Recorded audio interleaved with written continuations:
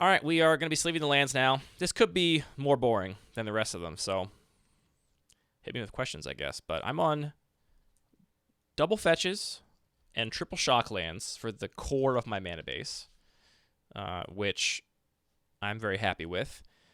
I really think that ratio is about right. I see a lot of people that play like triple fetches and only original duels and shocks, like one cycle of each. And I find that with triple shocks, I can pretty reliably, if I prioritize it, get my shock lands that I want from my deck. Like if I'm a 3-color deck, I can get all 3 of my shock lands. I do have to prioritize it though. It's not free. And sometimes I don't. Sometimes I draft a 2-color deck, and I think it was 2 drafts ago, I played a blue-white deck, and I just literally didn't get Hallowed Fountain, and it was kind of rough. So I'm gonna put the like hybrid. How am I gonna fit all these cards? I guess I'm just gonna have to do a stack for each guild, whether they're fetch lands or otherwise. I also really like the Horizon lands. I have all the ones that have been printed in the cube, so that's an option. Yeah, I think 2 fetch, 2 shock, and 1 set of all 10 Triomes is definitely enough. I think the Triomes really help with this problem because, you know, they obviously fill multiple roles. Should I even have Prismatic Fist in my cube anymore with 20 other fetches? Like, what is this really doing for you? I don't know. Also feels kind of weird to not break Singleton on Prismatic Vista, but it would also feel weird to break Singleton on Prismatic Vista, so I feel like Vista's in a weird spot in my cube. I personally don't love the Triomes, but I do like that feature of them. I like that in draft they allow you to have a dual land of 3 different combinations on 1 card so that your drafters can always get the dual land they need, basically, because there's more versions of it in the draft. I think that works really nicely. The cycle I really want them to finish, more than anything, is I really want them to finish the bicycle land cycle. I do not do snow lands for Arkham's Astrolabe. I considered it briefly, but really it would just be Arkham's Astrolabe I would want to run with the snow lands, and it's definitely not worth it for that. Plus, I have a nice collection of all these old border foil basics that I would have to give up, which is where I could just errata them to all be effectively snow. But no snow stuff here. Tentacle Monster, I don't know if that's very lowly right now, right? The bots right now are totally broken on Cube Cobra, so they're not taking lands at all, I don't think, basically. Pretty much the picks right now are just random on Cube Cobra, as far as I can tell. If you look at the decks that the bots have drafted at the end of each draft, it's all just 5-color nonsense with no curve or anything. I would love to finish the bicycle lands, though. I really love the bicycle lands. I think they're so elegant.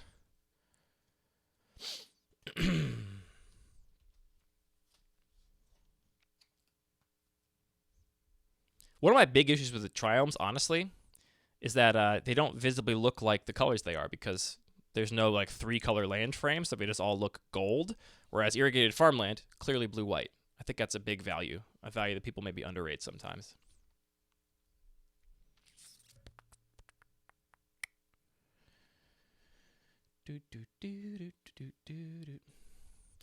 Denrova Horror says, are you playing some other 4 allied lands to color balance against Horizon Canopy, or is that just 6 cards? It's a 6-card cycle, and honestly, I would argue that the Horizon lands don't affect the balance of the mana fixing at all, because they're actually hybrid cards. You'll play a Waterlogged Grove in a mono green deck any day of the week, so they don't take up these like dedicated gold slots, in my personal opinion.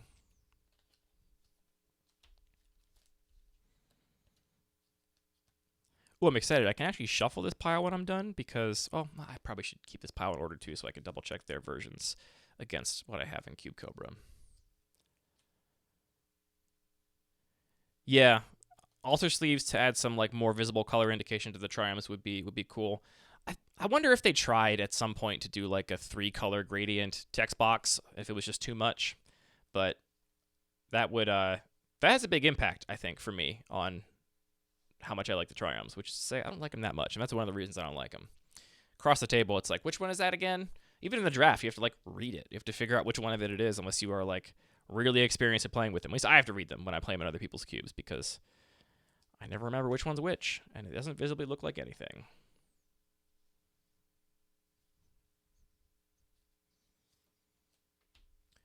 Also, welcome to Nerova Horror. How's everybody's Saturday going? Is it chill? The OG dual frame, but with 3 different colors spiraling into the middle. That'd be something. I'm sure someone has mocked that up on like one of the custom Magic subreddits. Be curious to see what that looks like. It's probably a disaster, but you know, could be cool.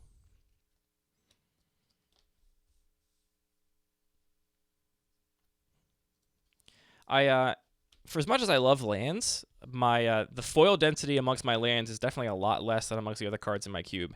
It's funny, like I love lands. I'm excited to draft them. I love drafting lands. I'm not one of these people that's like, oh, it's boring to eat my vegetables. I think it's fun to draft lands. I'm happy to do it, but I don't love paying for foil lands. It's so expensive. For some reason, other cards are just more exciting to have in foil to me, even though the lands are like the most like safe in terms of their like long-term inclusion in my cube. Probably, I don't see myself ever getting rid of fetches, and there's a small chance I would in the future maybe proxy like 1 cycle of original duels to pair with my 2 cycles of shock lands, but probably not, honestly. So yeah, and they are really beautiful when you do shell out for the foil lands. It's really pretty. So.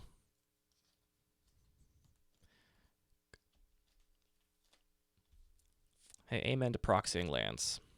Amen to proxying anything when you're playing cube, to be honest. As long as you're not trying to pass off cards as real. Write Bloodstained Mire on a post-it note. Do it.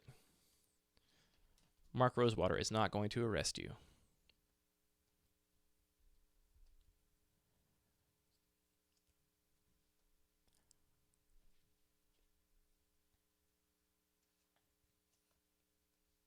Was there actually price drops for MTG 30? I didn't look at any of that. I, for a long time, had 7 of the 10 dual lands, and I think 2 Savannas. And I, for a while, was like trying to complete it, but I still needed a Volcanic Island. I had Tundra and Underground Sea, but I needed Volcanic Island and Tropical Island, which are 2 of the more expensive ones. And I was just like, I'm not going to do this. And then I needed some cash a little while back, and I was just like, you know what? Someone on the Discord was like, I'm trying to finish my land cycle. I need these 7. And it was the exact 7 I had. And I was like, it's a sign. I'm going to sell these and then give up on the dream of eventually owning a set of original duels. And that was the day that dream died.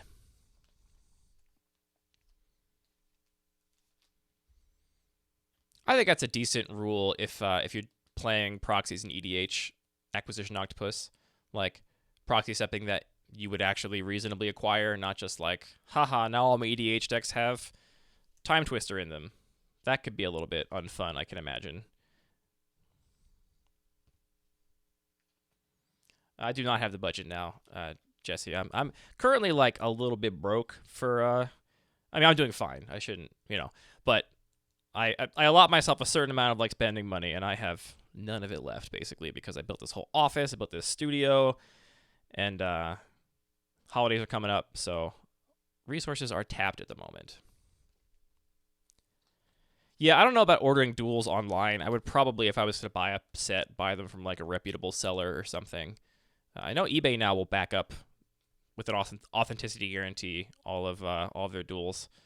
It's funny, obviously these are just pieces of paper, right? It's dumb that they're worth any amount of money, but it becomes really, I feel that very viscerally when the idea of like getting fake duels is like raised, because it's like, well, I couldn't tell the difference, right? If you get a fake that you didn't know was a fake, right, and it's such that you like didn't report it to the seller or whatever, and then you go to get rid of it 10 years later, and it's Underground Sea is 500. Wow, that is, I mean, I'm not gonna say it's cheap.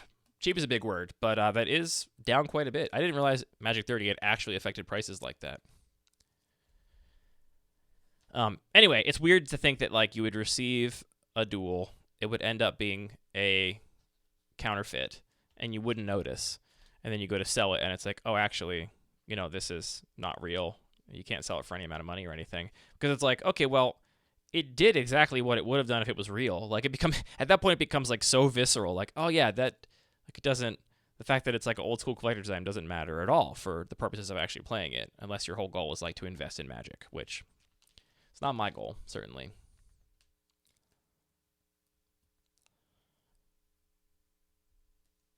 Man, you sold a Sharpied Berserk? I don't know. That sounds like a keeper to me, personally. Though I'm a new connoisseur of Sharpied cards and various old beat up cards because of this new cube I'm building. Honestly, once I finish this, which is going to be pretty soon, I'll probably go over that cube a little bit on air because I have it sitting right here, and it'll be fun to show you some of the cards because I haven't posted most of them anywhere yet. Eventually, I got to like scan them all in, but I'll wait till I have the whole list, and I'll scan them in all at once. I'm not going to do that piecemeal. Too much work. Too much work. Well, I guess I'm glad I sold my duels before Magic 30 was announced because I did it just like earlier this year. I want to say like February or something I sold them. Maybe it was actually earlier than that. I really have no sense of time anymore. It's all gone. Anytime you can actually sell a card for what you bought it for, I think you're doing well. You know, if you got to have some fun with it and then pass it off for that amount of value. I think a lot of Magic players make the mistake of saying like, oh, well, you know, my hobby doesn't cost me anything because I could sell these cards whenever I wanted and they're worth X. And it's like, actually, no. Unless the X you're saying is 50 to 60% of their market value because you're actually planning on buy listing them, then this story you're telling yourself about the fact that you could just turn around and sell these cards is kind of a lie because you really can't. Yeah, time don't mean nothing anymore. Like, my like short-term sense of time is fine, but like when it comes to did this thing happen 8 months ago or a year and a half ago, I am completely up the river without a paddle. I have no idea.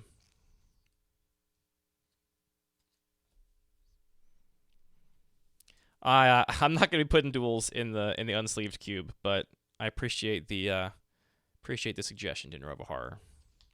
Hey, people that understand what Twitch is, what does the crown mean next to some of the usernames? Does that mean you're like a Twitch Prime member or something? What is that?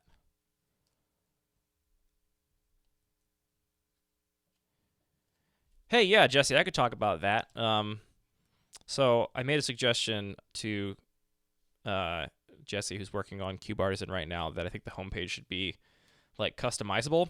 Basically, one thing about Cube Cobra I really don't like, and I've given this feedback to Cube Cobra in their Discord before a couple times, is that everywhere cubes are listed, they are always listed reverse chronologically based on when they were last updated, which I think is like a perfectly reasonable default to assume. Like if you didn't really think about it, you're like, sure, that makes enough sense, right? The most updated cubes are at the top. That's fine.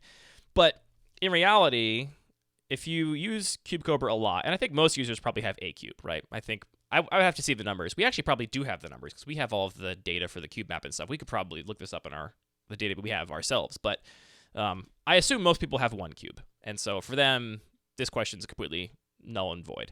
But for those of us that use Cube Cobra a lot, I think I counted yesterday and I have 22 cube lists on Cube Cobra, and most of them are not real lists, right? It's the thing I started that I abandoned that was like a half-baked idea that I'm never going to come back to. But it's there, and I don't want to delete it. Like, I'm glad it's there in case I ever want to remember it or, like, look it up. I'm kind of a digital pack rat in that sense. I don't like to delete things ever. But the fact that everything is always sorted by most recently updated means that if I'm going on to Cube Cobra to click on my main cube, there is no reliable place to click on it. It's always in a different spot. Is that you, Hill? Is that you? That's me. Come on in. And that to me is like a big rule of user experience design, is to have like the key thing, your people are going to click on regularly, be in the same spot all the time. And so all I want from like a homepage on Cube Cobra or any other cube site is just a homepage that allows me to star any cube, my own cube, cubes made by others. That mic is off. Do you want to talk into it? I don't know. Who are we talking to? I'll turn it on for you. Wow. There you go. Hillary's on the other mic. Hello. My beautiful wife. If anyone has questions for Hillary, you can let her know. Anyway, so any cube you star, because there's a lot of cubes I care about that are not my own, right? I want Anthony's cube to be very accessible to me because I look at it all the time. There's a bunch of other, a lot of people are saying hi to you, Hillary. Hi. Acquisition Octopus says hi. So I just want a page where I can star any cube on the site, and then sort them manually so that they are in whatever order I want. And for like bonus points, if you could put them into like Jesse says hi, Blunt Lord ACAB says hi. Do you want me to help? No. I got it. Okay. I like Resleeving. This is fun for me. I know. You've been doing it for like 4 hours. You got to get a lot closer to that mic if you want anyone to hear you. Sorry. You've been doing it for like 4 hours over the past 24 hours. Yeah, that's how long it takes. It's a long time. I know. Tentacle Monster says hi. Anyway, extra credit on the homepage for the Cube site would be being able to put them in like categories that were labeled. So you could label like my main cubes that I actually maintain in paper. You could label like cubes of my rest of my play group. You could label half-baked ideas I'm never going to return to. That kind of stuff would be really cool. Question for Hillary. Ooh. Do you have hobbies, and how do you deal with this stuff Andy does and all of us weirdos in the ether? I think I got that right. The question is basically, how do you deal with the fact that I spend so much time playing with my little pieces of paper and my internet friends? Well, I also play Magic. Hillary does play Magic. I don't it's know true. if the world, the internet world knows, but I also play. I've also built a cube that has seen some play. But outside of that, I spend a lot of time cycling. I'm on a local racing team, though I don't race very good. What else do I do for fun, Andy? I sew, which is more of a solitary winter hobby when it's dark outside.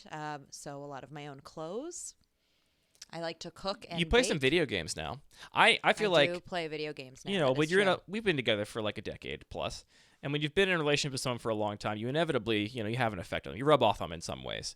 And the way that I've rubbed off on Hillary is I have made her so much more chill and cool. Hillary's like a classic type A, valedictorian of her high school class. They like can't even see me, though. Overachiever. Do you want them to see you? I don't know. They don't have to see you to understand that you're type A. They can just dream of. Oh, they're going to dream of you now. Yeah. You want to be a little internet star so bad. Anyway, she didn't really have any hobbies because she was just like, he spent her entire life like being good at job and being good at school. Which I'm still good at, and I still do a lot of. Yes. We all know you're good. Case in point, chat. Case in point. Anyway, I guess it was like 4 years ago at this point because it was pre-COVID. It was pre-COVID. For your birthday. Yeah. I think it was more than 4 years ago at this point that Zelda came out. Maybe someone in the chat can fact check. Whatever year Zelda Breath of the Wild came out, I bought Hillary a Switch and Zelda Breath of the Wild when she had never really played any video games basically ever. Like as a kid, you would like occasionally played like... No. Never? She never played video games. I took a real... I had an N64 and I had 2 games on it. I had 1080. I mean, it's a good one to have.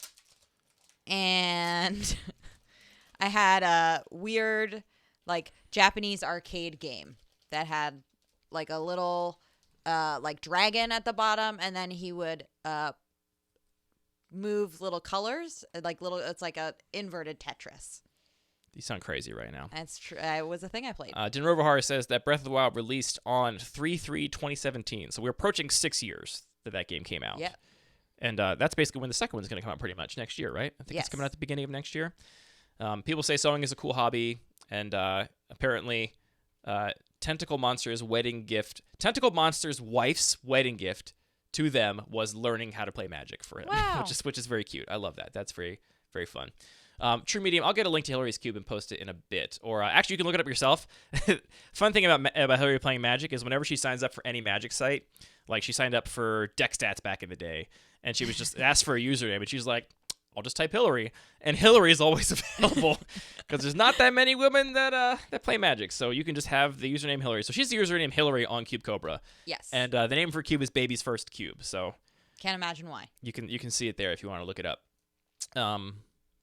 Anyway, so I took like a real chance because you had never played video games before. I had you didn't really know if you liked them. I certainly didn't know for sure that you liked them. But I was like, I think Hillary, because you'd expressed that you wanted a hobby. You were like, I don't know how to have a hobby. How do hobbies work? Can I get one sometime? And so I just like rolled the dice, got you a Switch, got you Breath of the Wild, and you did. You loved it. You were like, this rules. It took you a little while. It took you a little while to get used to it. You had like never played video games before. Yeah, I blew myself up every 10 minutes. Yeah, I something I didn't appreciate, chat, was just how much like video game knowledge you have. Like I grew up playing video games, and I actually stopped around high school for reasons. which I'll maybe talk about sometime. But just like having played games growing up, like you learn these like things that people that didn't play video games just don't have. So it took you a while to like get used to, but once you did, you were in. Well, but to the extent of, have I gotten better? Yeah, for sure.